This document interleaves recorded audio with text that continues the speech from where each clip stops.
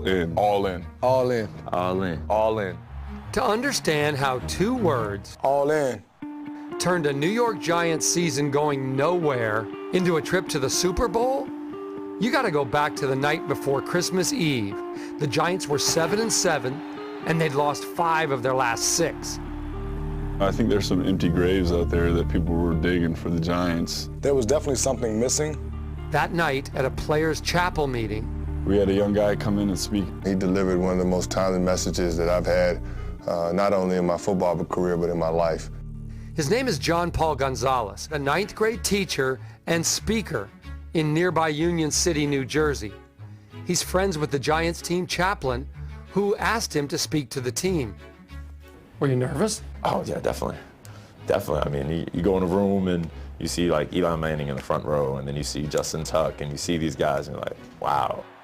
Gonzalez turned out not to be just a teacher of kids. He turned out to be a teacher of giants.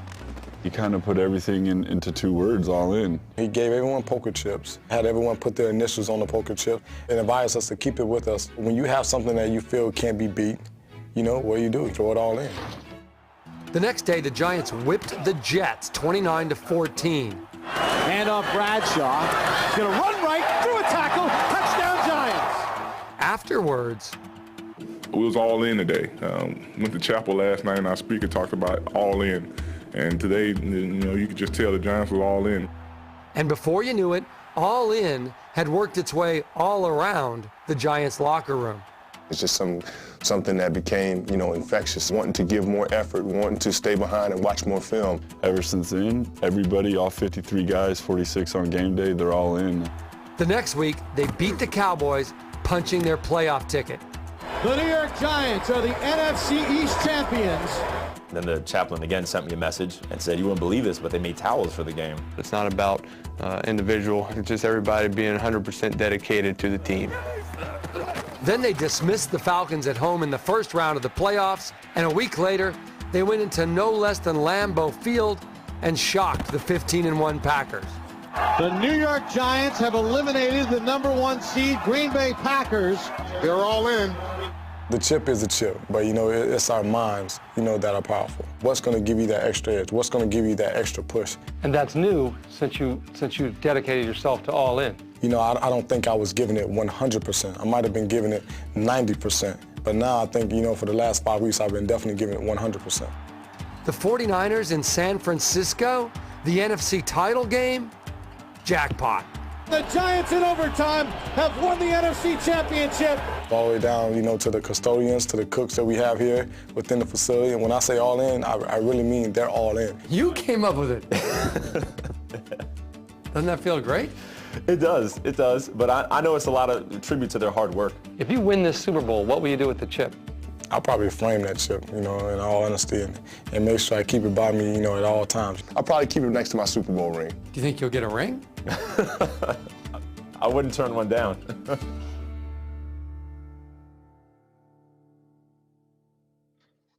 All right, well, good morning. Here I am with good friend Gian Paul Gonzalez. Welcome to our Moments Matter podcast.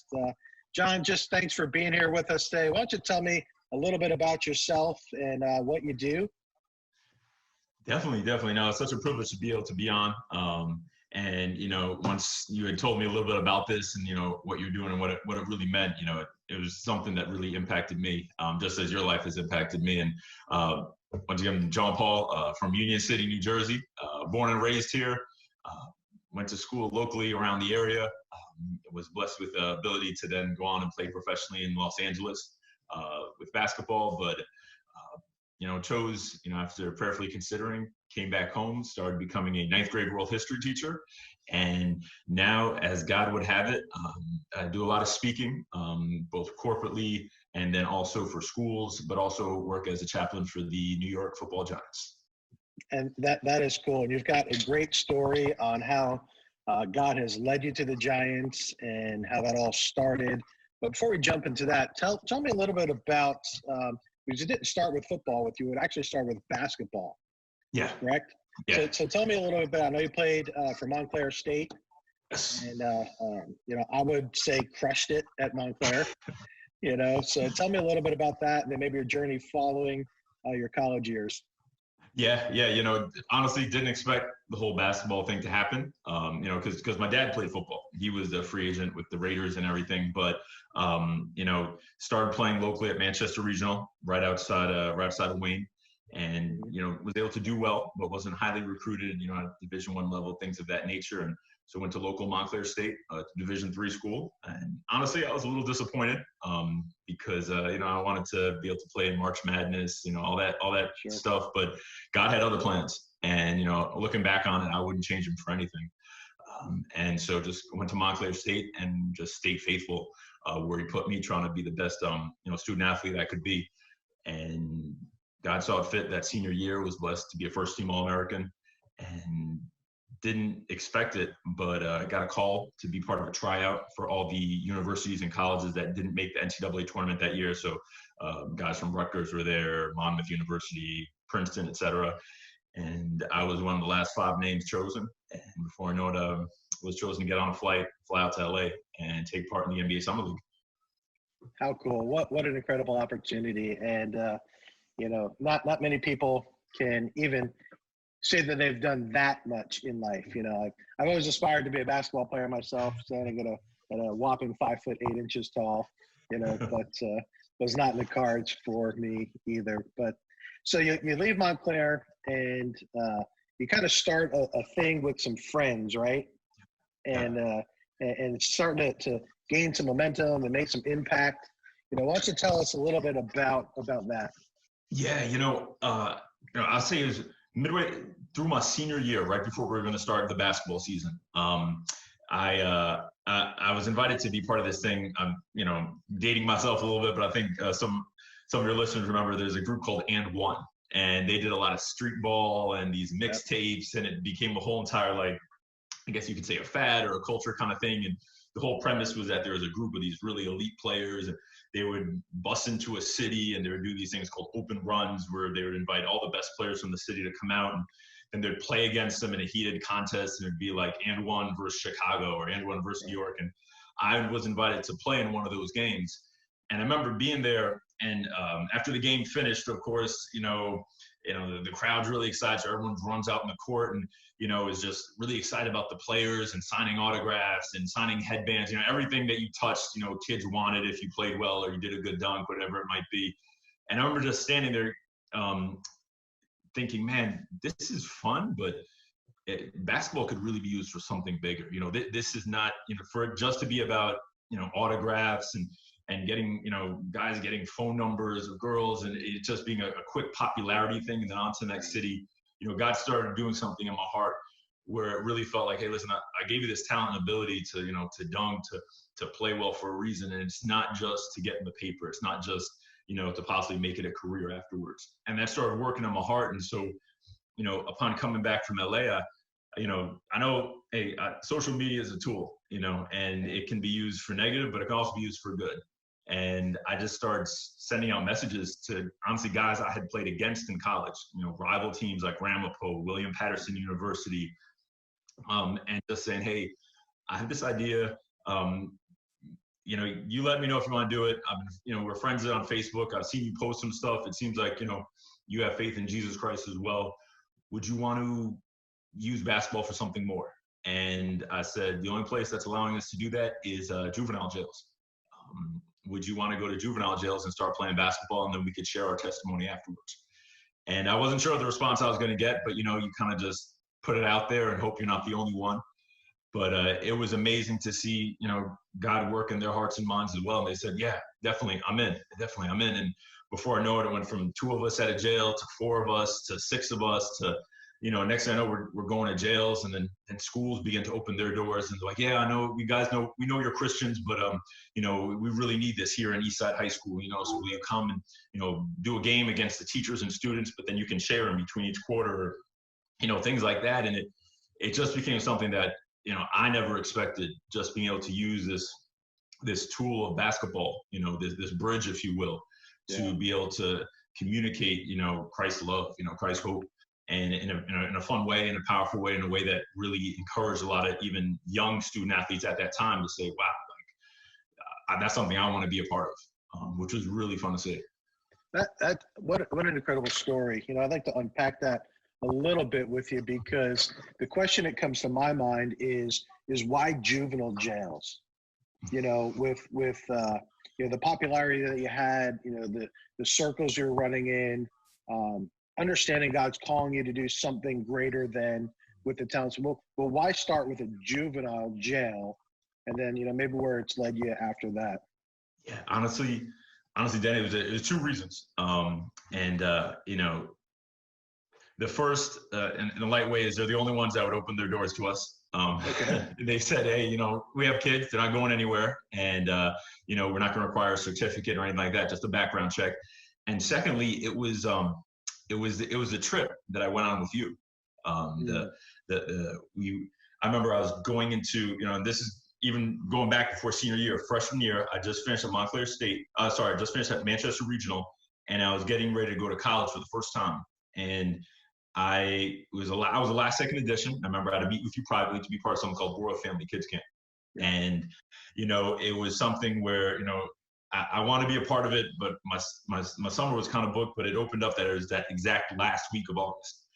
And I wasn't sure what to expect. I didn't really know too much about it, but I kind of knew I wanted to try to help kids, but, I wasn't good at the puppet, typical VBS puppet ministry, playing the guitar, or, those kind of things. I would do it, but I just didn't feel comfortable in that. But I remember it was the first day we just got there. The kids just arrived on the bus, and they went to the cabin.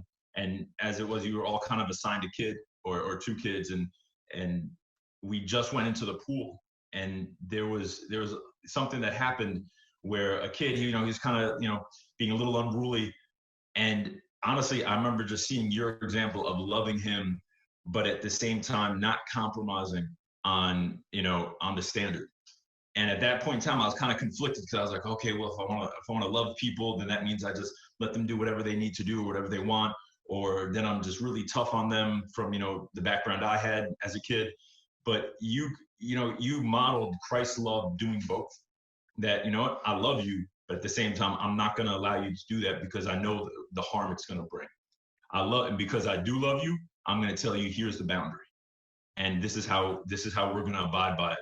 And just that moment, I know it's, like I said, for me, it was indelible. I'm sure, you work with thousands and hundreds of thousands of kids, maybe you forgot it, but that left such a big impression on me that it's like, wow, I want to work with this group of students, this population that a lot of people have written off. And we can do it in a way that sets boundaries, but at the same time shows that, we do love them. And, because we're only coming in there because, much like you brought them out from their situations into an oasis of a place, we want to come into their jail and bring that hope with us in that place, because we can't necessarily bring them out from those jail cells. And it really started with just seeing you model Christ's love, but with a standard, with discipline. And it spoke so powerfully to me that when I, going senior year, it was like, that's where we want to start. We don't want to start at the top 100 camp for Adidas, even though, we're talented. We don't want to start at all these other places. We want to start right where it's needed most. And at the same time, a place where a lot of people skip over. And that stuck with me, man, honestly. Yeah. Wow. Well, Gian Paul, I'm humbled truly by your words and your affirmation on that. And, we spoke a little bit offline before this. And the truth is, I'm thankful for that moment that God spoke to your heart, but recognizing that you're a superstar long before that God's calling was on your life. And although it seemed to be like a last minute addition to the camp, that was God's sovereign plan for your life to be there.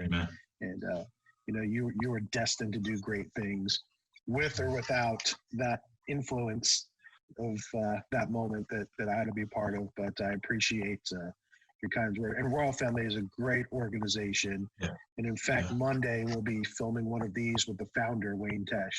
And I'm looking forward to connecting with Wayne. I still connect with him quite often, but it'll be a good time to let him express what's going on in the organization. So from there you go into jails. Now you're speaking in jails, and then you get a call. expected, unexpected? I don't know. Tell us a little bit about that. Totally unexpected. Honestly, totally unexpected. Did not expect it. Honestly, thought it was a prank or a joke of some type. And someone calls up and it was George, who was George McGovern, who was chaplain of the Giants, at the time, and he said, "Hey, would you want to speak to the team?" And I, honestly, like I said, I thought it was a joke. I thought it was a prank. But living in Union City, I'm 5 minutes from MetLife Stadium, so I'm like, yeah, sure, of course. Sure, I'll do it. Thinking that probably maybe, we'll see what happens. Yeah. But Friday night comes. It was their game against the Jets the night before Christmas Eve, right. And I remember getting to the like the security guard and the security station and giving my name, thinking they're gonna be like, "Hey, get lost," and they're like, "Oh no, that's right, we've been expecting you." And before I know it, you get brought in the team meeting room, and it was daunting. I'm not gonna lie, I was nervous. It's nervous. You walk in the front row is Eli, and Justin Tuck is there, and all these guys, and it's intimidating. And I remember when the first guy who shook my hand was Chris Canty, and Chris Canty's a large individual. He's about 6'9", and it just being like, wow, and just saying, all right, let me just share what God has put on my heart. And that night, it was just about commitment, and it had nothing to do with football. That was the thing. In hindsight, a lot of people say, well, what did you tell them exactly? One of the great things I get to tell them is like, it wasn't about football. It was the Bible, and it was a story of Joseph, because it was the night before Christmas Eve, and how he's part of that story because he decides to be committed to Mary, to God's plan, even though it was very socially unpopular to stay committed to a woman who was already pregnant. Right. And even relationally, if someone says, "Hey, I'm pregnant, but it's from God," but don't worry, that's a lot of conflict right there. But he sticks with her. And that's kind of the main thing that God had put on my heart that night to share with them is, hey guys, regardless, football aside, I know it's been a tough couple of weeks, but what if we were those type of men who stayed committed, and was able to be part of those opportunities, those moments in our families' lives like that, and those around us. But if playing football and being on this team isn't just about, a game, what if it's about relationships that God wants us to impact for eternity? And that's how I left it. And I, left him with an analogy, because I'm a physical guy, having played, in, basketball and stuff, we always would play games on the plane. And, a lot of people love playing poker on the plane and, doing these different things.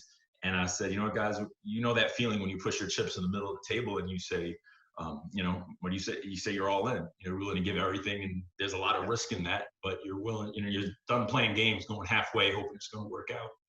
Right. And, just gave him the chip and said, sign it. But instead of you leaving it on a table somewhere, you take it with you. You own your commitment, and you have a real conversation with God about what that looks like and what are the areas of your life that you've been going halfway, maybe even 75%. But as the saying goes, 99% obedience is still disobedience. Because you're saving that 1% for yourself. Yeah, that's and good. I just kind of challenged them with that, and I had no idea that they were gonna, take it to the field, and the rest kind of came from there.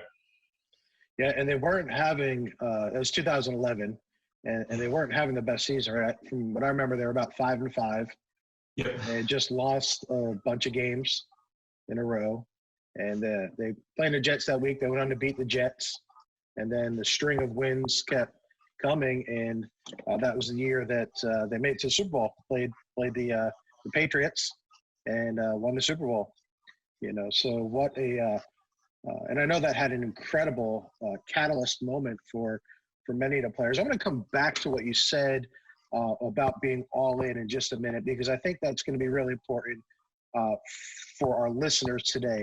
But before we go that, let's close the loop here on the story. So, here you're a young guy, invited in one time, you think it's a joke. Now you're standing in front of the New York Giants. You give this inspirational talk.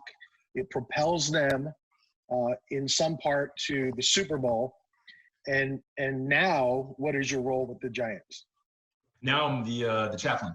So now, as God would have it, I got a call a couple of years ago, and the chaplain, Tom George, he said, "Hey, we really enjoy, just your messages." Because after that time, then he started looking for ways to kind of bring me in, during the season regularly, once or twice, be part of Bible studies.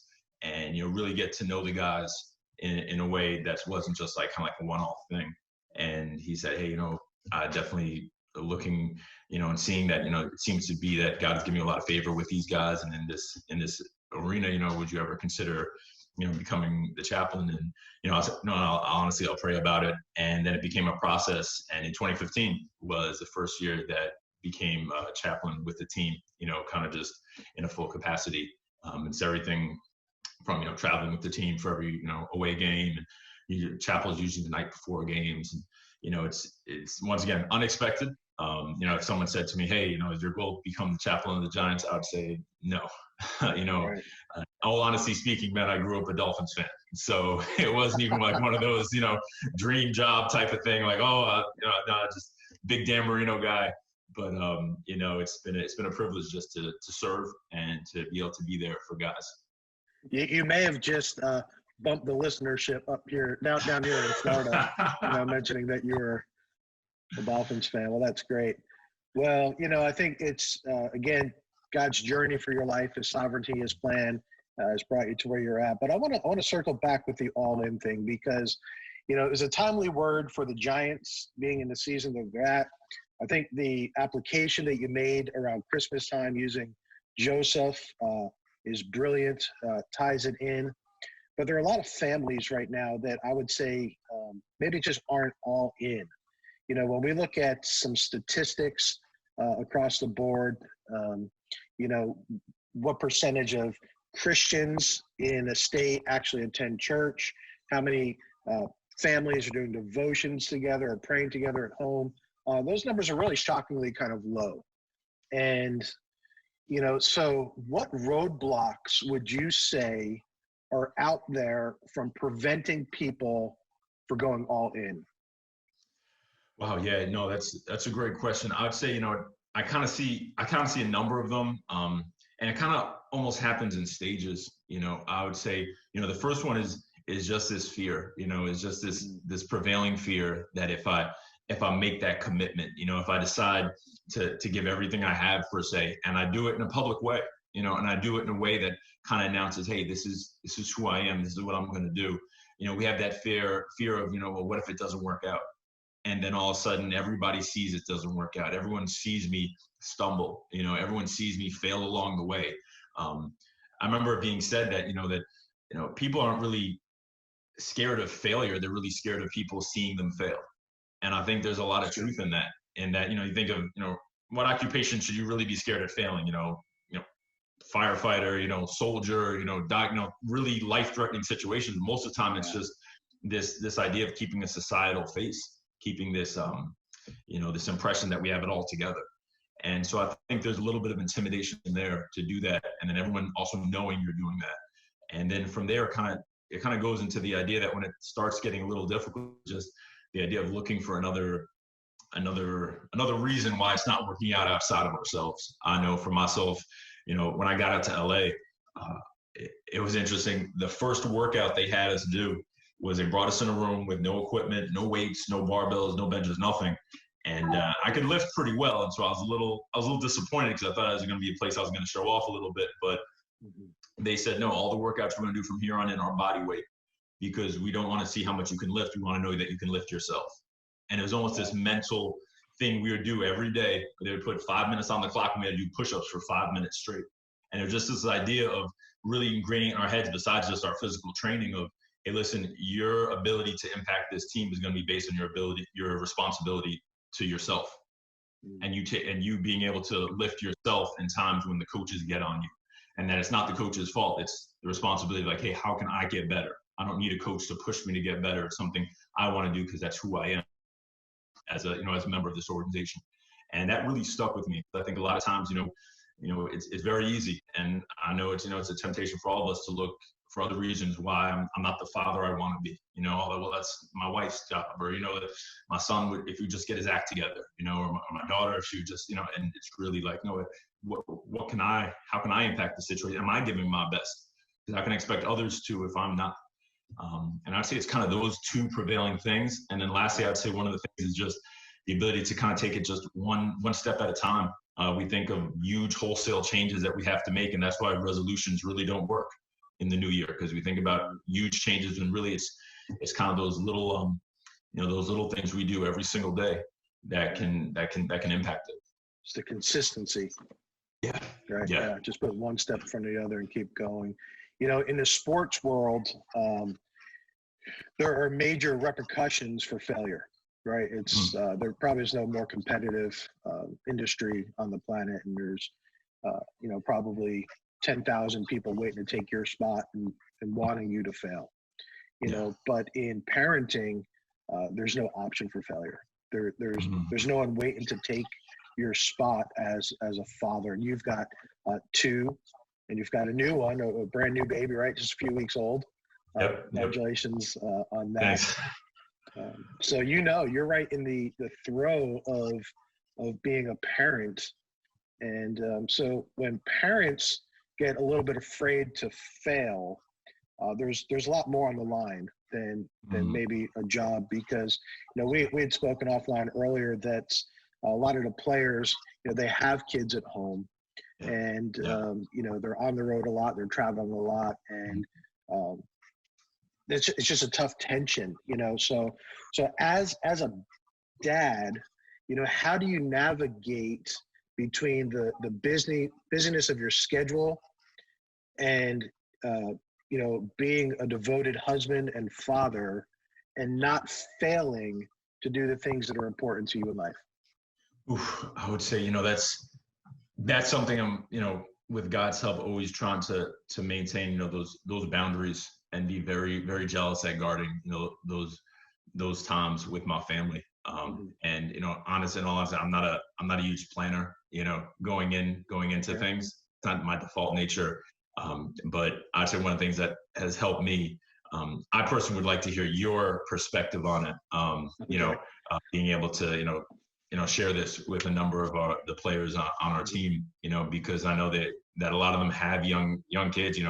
We used to be a pretty young team about 3 or 4 years ago, and now everyone has a son, everyone has a daughter around that 2 or 3-year age, and they want to be great fathers. But for me, I would say it's this one, just a small portion of it would be when I come in the house, I was noticing that I just wasn't being, I wasn't giving the attention to my daughter that I should. And so I took this, I got this box off of Amazon, and it's got this little dial at the top, and it looks like a Tupperware box, but it has this little LCD screen on it. And when you turn the dial, you can set it for a certain amount of time, but anything you put inside the box, when you press start, it locks it in the box, and there's no kill switch. And so what I realized I had to start doing, because I would come in and I would, hug my daughter, and she'd jump in my arms and all this great stuff. But within 5 or 10 minutes, I was on my phone again, sitting on the couch. And I wasn't on purpose. It was just like, oh, hey, well, maybe it's someone who needs me, or this or that. And it realized it became the next thing. And finally, to the point where my daughter was, she knew the word attention, and she was like, hey, Dad, I need you to pay attention. And that hit me hard. Wow. I just came in this house. I've been gone for the weekend with the team, and, she's telling me she needs my attention, in no specific terms. It's just outright there. And so when I come in, I try to take the phone and put it in the box, and just set it, 20, 30 minutes, just to be able to, start off and just show her, hey, listen, you're right. That is not more important than you are.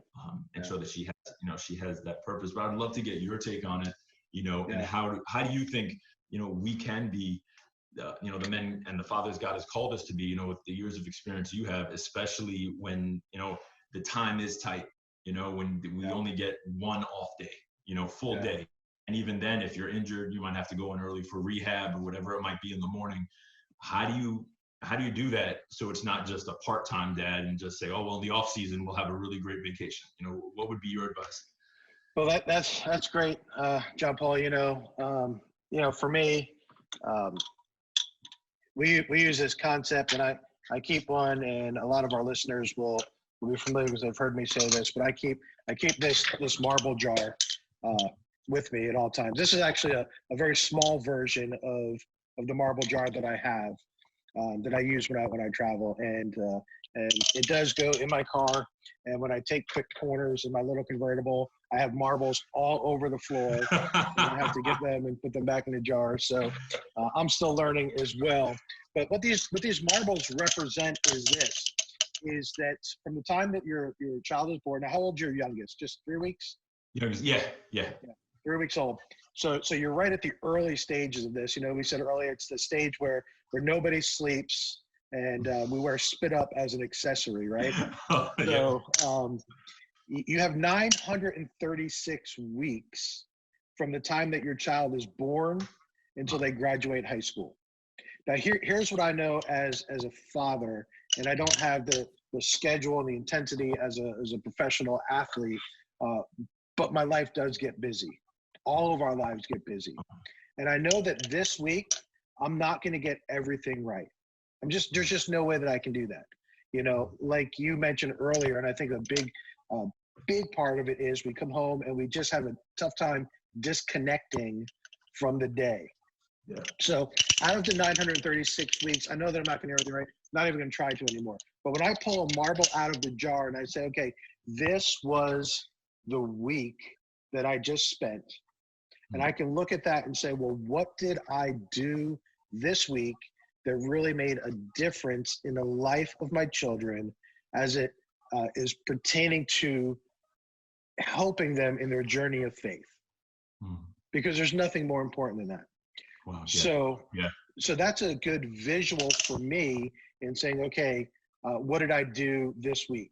And I can tell you this, that the fewer marbles, so the more weeks that go by, the fewer marbles you have left in your jar, the more valuable those marbles become.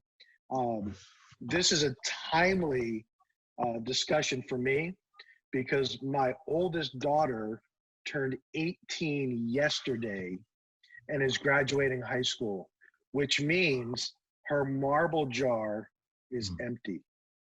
Wow. And we had the conversation about it this week because it's a big topic in my house. The marble jars was about marbles. And she said, Dad, she goes, how do you feel about that? There's no more marbles left in my jar. She said, are you bummed out? Are you upset? And I said, Cammie, no. I said, actually, I'm thrilled about that. And she kind of double take like, well, where are you going with this, Dad? And I said, sweetheart, listen. I said, you know, every one of those marbles to me was to position you for all that God has called you to be in life.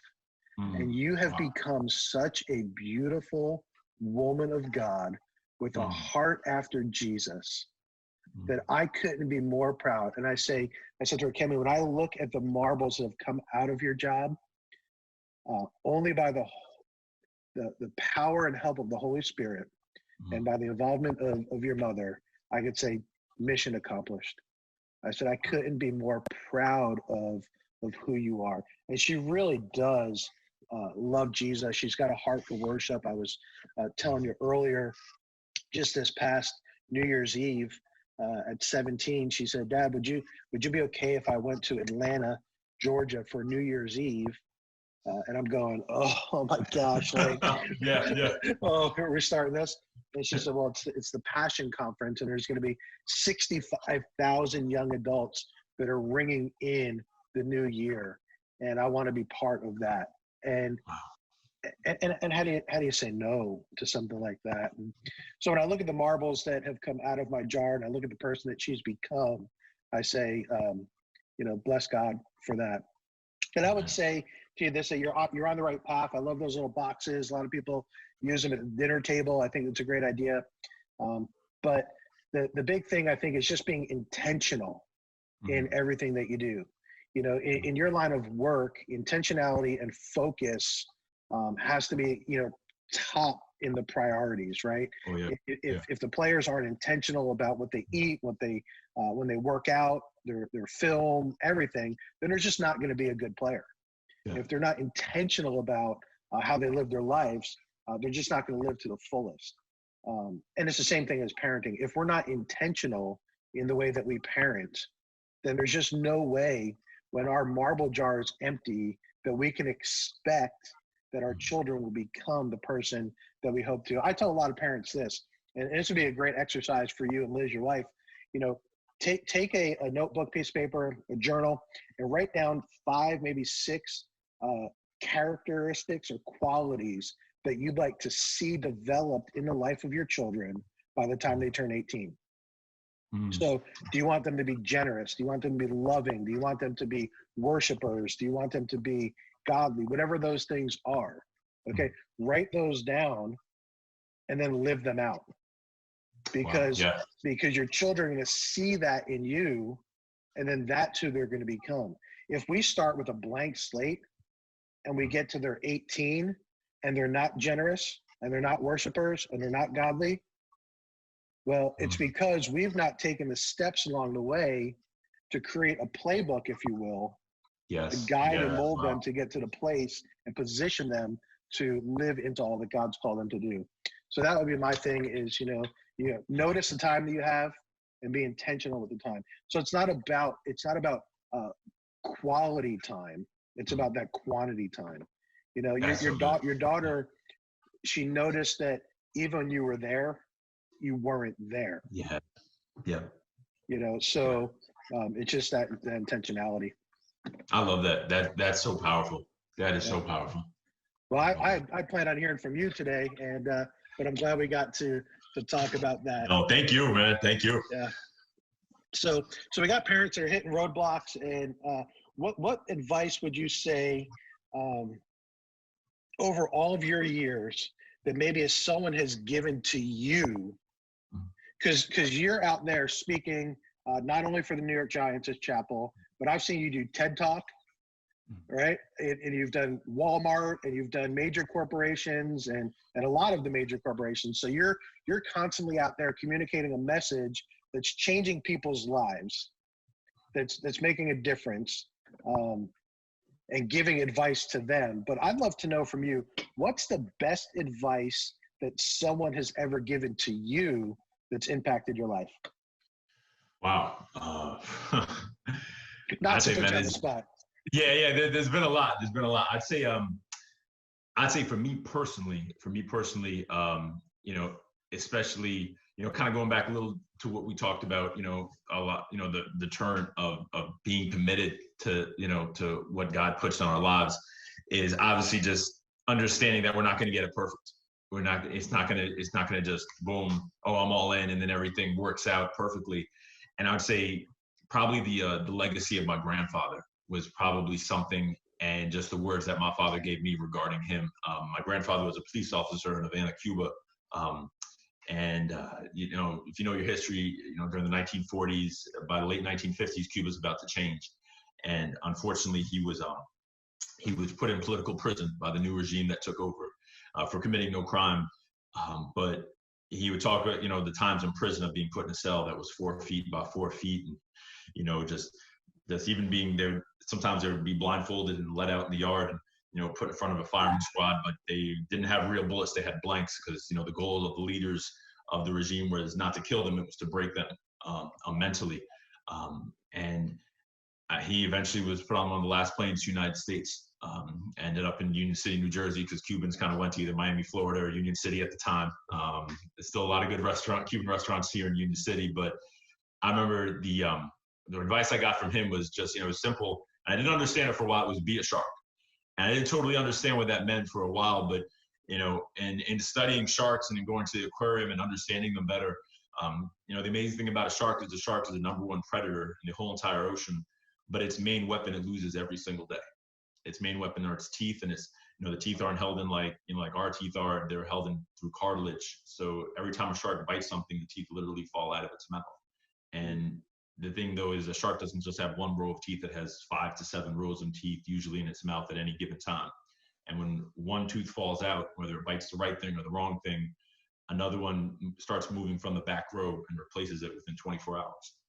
And I remember him telling me that, you know, a lot of great men and women in that time, they were born to be sharks, great leaders in their community, in their city. But because of the events that happened around them, they settled for being average. They settled for being less than what they were positioned and created to be. And they just accepted the status quo. And, that stuck with me, that really stuck with me. And that's something that personally has really encouraged me, especially because, I mean, you know better than I do, when we work in relationships, people's emotions change so quickly. And one day, where they're on board with us and they're ready to run through a wall with us. And the next day you turn around and nobody's there and you're like, whoa, what happened? I thought we were going to do this together. I thought we were going to meet. I thought, hey, we're all fired up. We prayed about it, let's go. And, you can really, I know for myself, I really started, getting down on myself or getting bitter or saying, you know what, forget that. That's not what I'm supposed to do. But sometimes there's just that consistency to say, even the mistakes I was making, yeah, I messed up in that relationship. But, like in my classroom, yeah, I probably shouldn't have said that. But tomorrow I get another tooth. I get another opportunity to make it right. And maybe it won't happen tomorrow. Maybe it'll happen next week or the week after that. But I'm not going to disqualify myself from doing the work God has me right where I am, simply because I don't get it exactly right the first time. And I think even just in the life of Peter, seeing how Jesus stuck with Peter like that. That dude didn't get it right so many times, but yet he stuck with him. And he kept going with him, and he kept on challenging him. And so for me, I'd say, it's kind of simple, but being a shark is something that's kind of stuck with me, just to remind me, just as a father in my own home, but also outwardly, And I'd say the second thing really quickly is just when it comes to speaking, I'll never forget I was speaking for a global leadership conference for an organization called EO, which is for entrepreneurs from all over the world. And they met in San Diego.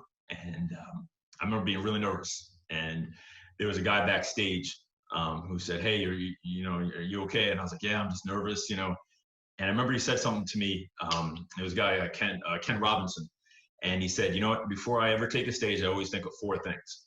He said, I always ask these four questions to myself. And if I can answer yes to all of them, then I know it's going to be a good talk. And he said, the first question is, are you glad you're here? And I was like, yeah, it's San Diego in March, of course. Yeah. And, I'm glad I'm here. This is a great opportunity, provide a little for my family. He's like, great. He's like, are you glad they're there? Are you glad there's 15,000 people out in that audience? I was like, yeah, it's a lot better than zero. And he's like, yeah, well, yeah, of course.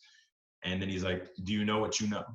He's like, there's something that you've been chosen to be here for. Speak on that. Don't talk on stuff you don't know about. Don't talk on experiences that aren't yours. Share what, has been put in you. And then lastly, he says, do you care about them? And I was like, well, normally I work a lot with youth and students. Yeah. But, there's fathers out there and there's mothers out there of those kids that would normally be in your classroom. There's fathers of freshmen, juniors in high school that you normally would work with or be coaching. Yeah. And he's like, so you answered yes to all those questions. He's like, go and have a great talk. And it's funny because I wrote those down in the notes on my phone, and I look at those before I do any talk. After I pray, I got to make sure I'm able to answer yes to every one of those questions, even if it takes a little time to think about it and connect those dots. Yeah, I don't know much.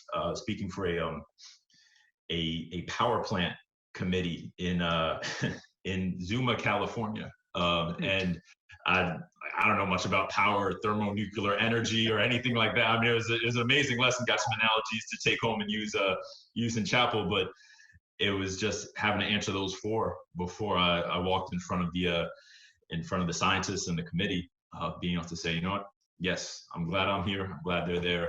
I'm just going to share what God has put on my heart and the experiences and His truth. And then, at the end of the day, I do care about them in a greater way than just them being all in for a better profit margin at the end of their sales, quarter, but for them as people.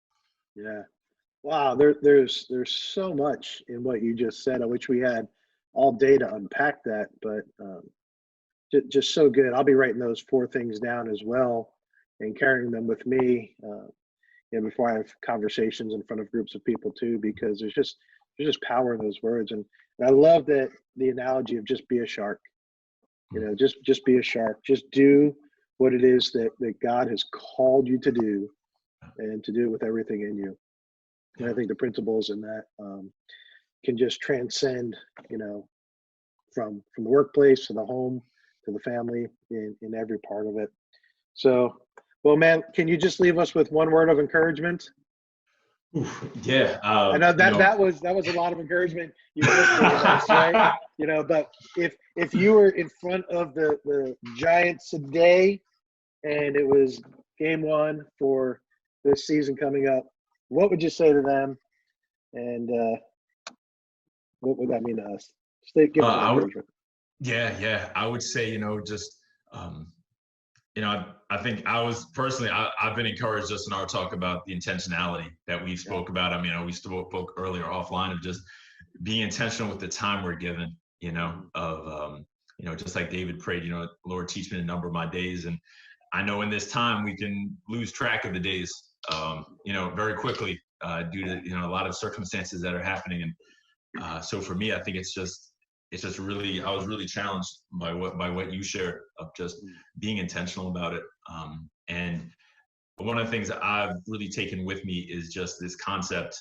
My coach had told it to me a while ago, back when I was still playing, but it's kind of risen its head again, just especially in these past 60 days being up here in New Jersey, just being at home often. And it's just this, it's this little equation that my coach taught me. It's a biological one. It's L is greater than or equal to C. And I remember he said, Gian Paul, everything that lives on this earth abides by this equation.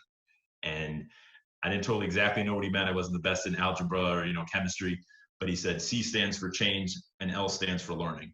And he says, as long as you as a player and as a man learn greater than or equal to the level of change around you, he said, you're going to survive. More than survive, you're going to do well. But he's like, you think of any great empire in history or any, even, species of animal that becomes extinct, it's because they chose to stop learning. They chose to stop, understanding those around them and understanding how they can affect, from ancient Rome to dinosaurs to, Great Britain. That's why we celebrate July 4th. Choose to learn. And I know for me, just in these past couple of days, I haven't been married, a ton of years, coming up on our 8-year anniversary this year. But, I was falling into a little bit of that trap of thinking I knew everything about my wife, kind of knew everything like, oh, okay, this is just how it is. But I've been challenged to try to learn new things about my wife, about my family, even about, what God has in me, thinking oftentimes start to pigeonhole myself. Well, hey, this is who you are. You're just to this, you're just to that.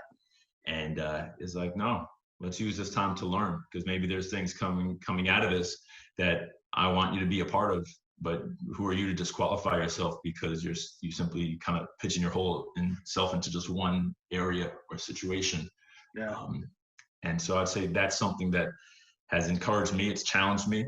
But your words of being intentional about it, because sometimes I'm going to learn, but not being intentional about utilizing the time to actually do it in a way that's productive. Just saying, you send it to me and I'll learn about it, but being intentional about that, when you sharing that, especially about the marble thing, man, that gets me.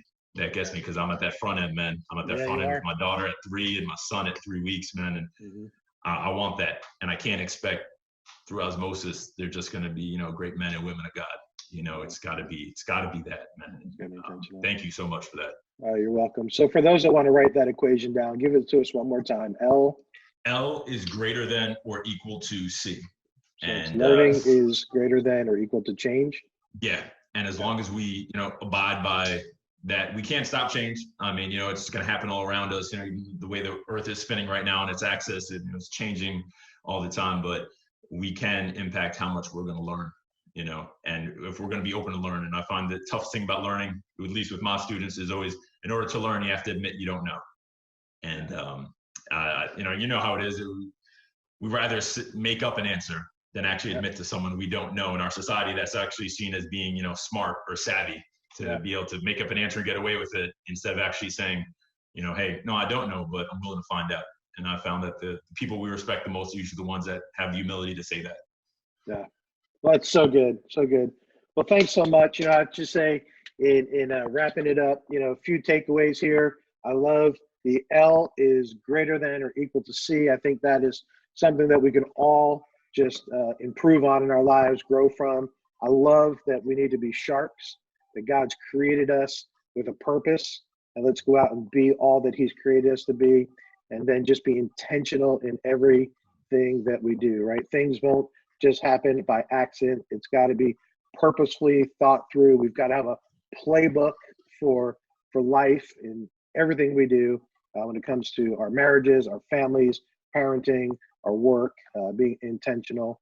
And just want to say to you, man, hope you guys have an incredible season. Know that this Giants fan down here is cheering you guys on. And Gian Paul, it's always a pleasure to be able to chat with you. Thanks for taking the time out today to have this conversation. Appreciate it. It's an absolute privilege, and thank you so much just for the for being in my life, for giving me a shot when I was just a senior in high school, and it really impacted me so deeply. So I can't thank you enough. And man, I know we talked before, man, but really want to get you up here for a game, man. I know you'd be a blessing, and hopefully we'll be able to get a win at the same time too. So it'd be fun. Now it's on video, so you just committed yourself. Sounds good. Let's make it happen, man. I look forward to it. Awesome. Thanks so much. Say hi to your family for me. I will. Same here. Thank you. Thanks, Gian Paul. Appreciate it. All right, bye. Bye.